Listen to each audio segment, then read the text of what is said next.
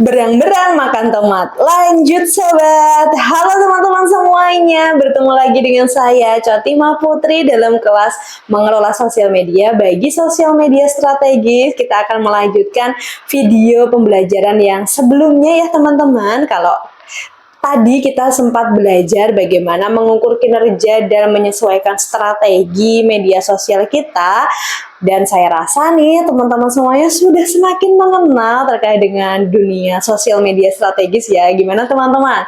Sudah makin bisa ya? Dan tentunya makin bersemangat nih untuk lanjut di materi selanjutnya. Karena kita akan belajar sesuatu hal yang baru lagi nih, yaitu adalah copywriting. Nah, apa itu copywriting teman-teman? Mungkin teman-teman juga sudah sedikit mendengar terkait dengan istilah copywriting, dan di sini sudah muncul ya teman-teman di layar monitor dari teman-teman semuanya bahwa copywriting adalah naskah yang ditulis oleh seseorang penulis naskah iklan dan disebarluaskan nih untuk kepentingan komersial. Jadi intinya copywriting itu adalah kata-kata ya teman-teman, atau sebuah naskah nih yang khusus ditulis untuk meningkatkan bisnis atau penjualan. Dalam ranah sosial media strategis, berdasarkan pengalaman saya dan berdasarkan copywriting yang pernah saya buat ya teman-teman, copywriting ini saya gunakan di bidang pembuatan caption ya. Di sini ada caption Instagram, TikTok, Facebook. Nah, itu saya gunakan teknik copywriting ini. Nah, sebenarnya bagaimana sih membuat copywriting yang menarik gitu ya? Bagaimana membuat naskah yang orang itu tertarik nih untuk membacanya sampai akhir gitu. Nah, di sini saya sudah tuliskan juga ya teman-teman di layar monitor dari teman-teman semuanya bahwa untuk tips copywriting yang menarik adalah yang pertama, menggunakan bahasa percakapan. Nah, memang perlu kita ketahui khususnya ya, masyarakat Indonesia itu adalah jarang membaca gitu ya, atau kebiasaan membacanya itu sangat rendah. Jadi usahakan buat teman-teman semuanya ini ketika menulis caption ya jangan banyak-banyak gitu ya, cukup singkat saja, namun bisa mengambil hati dari audiens kita gitu teman-teman. Salah satu tipsnya bisa kita menggunakan tips bahasa percakapan gitu ya. Kadang karena orang ketika membaca sebuah paragraf yang banyak sekali itu males gitu ya. Jadi kita bisa menggunakan bahasa percakapan. Misal kita kasih emot kecil gitu ya. Kita emot laki-laki sama emoticon perempuan gitu. Misal si perempuan bertanya, duh lagi capek nih habis ujian misal. Kemudian yang laki-lakinya menjawab, kenapa nggak healing aja sih gitu. Kemudian perempuan menjawab lagi, healing kemana gitu.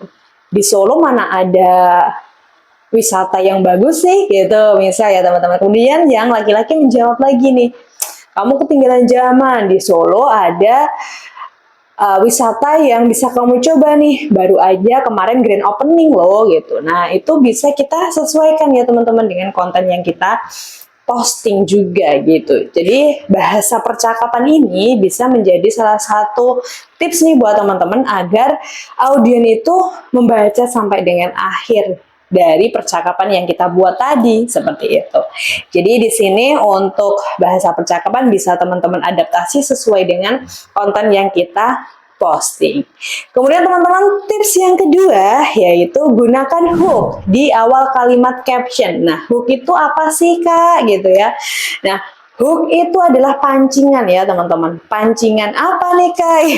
Atau kepancingan yang buat mancing di sungai itu ya, bukan ya teman-teman. Tapi ini pancingan agar audiens itu semakin penasaran nih untuk klik konten kita dan menonton sampai akhir. Contoh hook itu apa saja sih Kak gitu ya. Nah, contoh hook atau pancingan ini bisa kayak kata-kata singkat aja teman-teman, kayak rela banget bohongin suami karena bla bla bla bla gitu. Atau nyesel banget nih baru tahu bla bla bla bla. Atau juga tips gitu ya, kayak 5 tips Yang wajib kamu ketahui nomor 4 ya, nomor 4 jarang orang yang tahu. Nah, itu pasti orang akan nonton sampai dengan akhir, sampai dengan yang nomor 4 tadi gitu ya. Karena ya, dari awal sudah tertarik gitu. Nomor 4 jarang diketahui itu tips apa sih gitu loh teman-teman. Jadi hook ini bisa teman-teman gunakan agar orang-orang itu tertarik nih untuk melakukan views atau lihat di konten kita gitu. Kemudian yang selanjutnya ya teman-teman, kita masukkan value pada postingan gitu. Jadi tips copywriting yang selanjutnya, kita harus mengangkat minimal 2 value yang mau kita angkat ya teman-teman. Misal nih kita mau mengangkat keindahan restonya, atau kita mau mengangkat selain keindahan restonya juga makanannya enak. Nah, kita tuliskan juga nih di copywriting tersebut gitu ya. Nyesel banget nih baru tahu ada resto dengan pesona alam yang indah dengan makanan yang murah. Misal gitu ya teman-teman. Nah, itu bisa teman-teman masukkan di dalam caption agar orang-orang itu tertarik nih untuk lebih mengetahui nih sebenarnya makanan yang murah itu apa aja sih. Kok ada sih restoran yang menyuguhkan pesona sawah gitu. Nah, itu bisa teman-teman gunakan ya. Jadi ada value yang mau diangkat. Tak hanya berhenti di situ, misal nih produk ya teman-teman. Produk kaos gitu ya. Misal nih hooknya adalah nyesel banget nih baru tahu ada produk kaos sebagus ini dengan bahan bla bla bla bla, kemudian harga packagingnya menarik. Jadi value yang diangkat ya teman-teman semuanya ini adalah packagingnya yang menarik dan bahan yang berkualitas tinggi. Nah, itu tadi adalah salah satu tips nih bagaimana kita memberikan value pada postingan kita. Kemudian teman-teman semuanya, yang selanjutnya adalah tips bagaimana kita mendorong audiens nih agar mau engage dengan postingan kita. Engage itu artinya apa sih? Engage itu melakukan interaksi ya, interaksi di postingan kita. Nah, salah satu kata-kata yang bisa teman-teman gunakan nih, bisa teman-teman modifikasi ya sesuai kreativitas teman-teman sendiri, yaitu kita bisa menggunakan kata-kata gimana teman-teman atau gimana guys, tertarik buat coba. Nah, itu adalah salah satu kata-kata untuk mengengage atau orang lain tuh melakukan interaksi di postingan kita. Atau gimana guys, tag bestie kamu di kolom komentar ya. Nah, itu salah satu kata-kata yang bisa digunakan nih untuk orang lain berkomentar istilahnya ya di postingan kita. Jadi silahkan nih bagi teman-teman yang mempunyai ide-ide bisa dituangkan dalam caption atau copywriting ini. Kemudian teman-teman semuanya, tips selanjutnya adalah gunakan hashtag secukupnya. Jadi perlu kita ketahui memang hashtag ini penting ya, karena bisa mentautkan nih antara postingan kita dengan postingan orang lain di seluruh dunia. Jadi ketika orang lain mencari hashtag makanan dan kita menggunakan hashtag makanan pula, maka postingan kita akan muncul nih di pencarian mereka gitu. Istilahnya seperti itu teman-teman.